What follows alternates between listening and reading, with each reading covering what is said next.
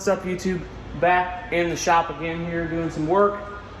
Previous video I had to get some lumber. Well, that happened, and that got us all framed up here and all closed off.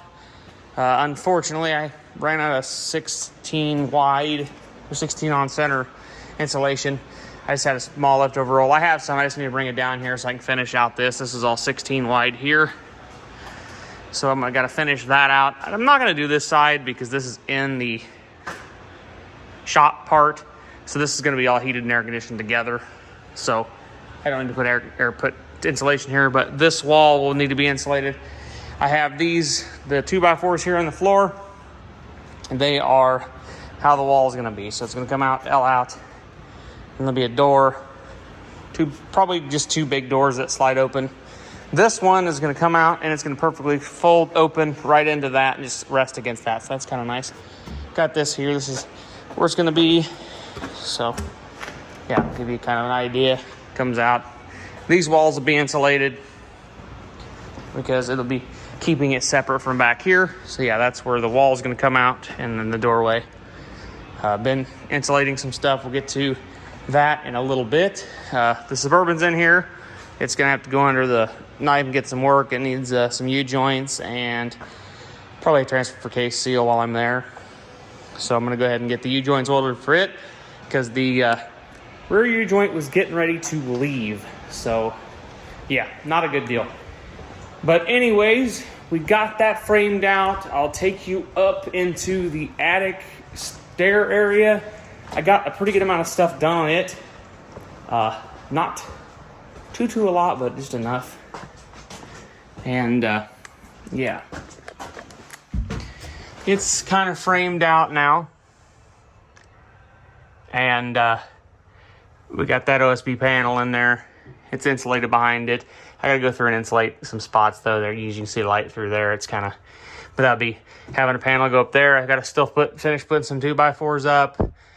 I gotta do the ceiling, insulate it, insulate this wall, and then sheet all that, and then build me kind of a weird wall here for everything. Yeah, it's gonna be kind of a weird, gotta build a weird doorway and get that at least insulated. So if I do build a wall and build some doors, I could actually heat that with like a torpedo heater or something this winter. If I don't have a mini split by then, I doubt I will, but you never know. But we may, so I can still heat it like a torpedo heater, like I said, and it'll stay warm. We come in here. I've been working pretty good and pretty hard on in here. I'm gonna turn on my temporary light. But yes, the air compressor's in the corner where it needs to be. It's on its nice little stand I made. I picked it up off the ground so I can set it back towards the wall more. It functions. Unfortunately, in the move, I broke the radiator, the aftercooler, so I have to pick up another one of these, and of course, like everything else, they've gone up in price. So, got to pick up one of those. It did pump. I pumped it up to like 100 pounds. I'm going to go ahead and get a 90-degree fitting here. I'm probably going to shoot back that way with a rubber line and a 90. Come over here, my pressure regulator will probably be on this wall here, so you can adjust the pressure. It'll probably come out and then go down and then go over, up, over, down, and do a couple of up and downs, just like water traps in it. And yeah, we'll do that, and we'll see how far we're gonna get with the PEX fittings that I had. I'm gonna run PEX like I did in my garage, and I'm actually gonna take a lot of that stuff down and use a lot of the stuff from the garage because I don't really need a full airline setup like I did in that garage anymore. So I'm gonna go ahead and use a lot of stuff here.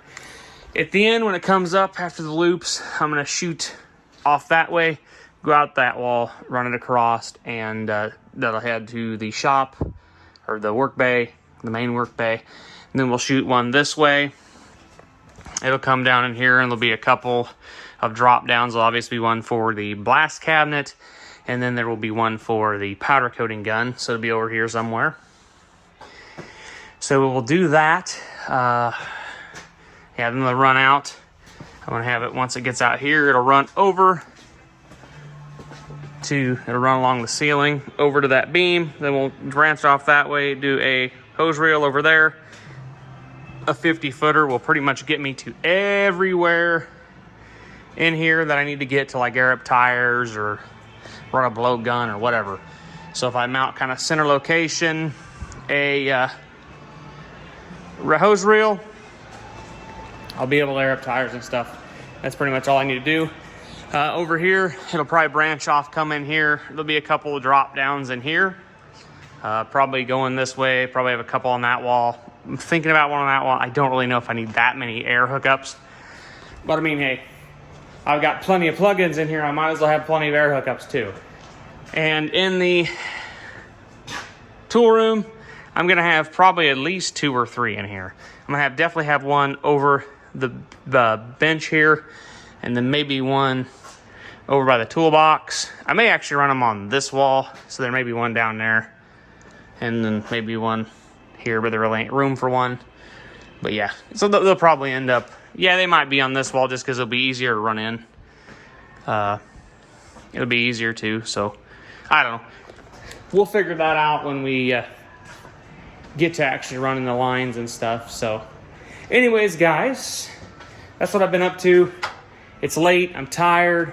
I'm gonna go home and take a shower and go to bed. So anyways, guys, we'll catch you guys in the next one.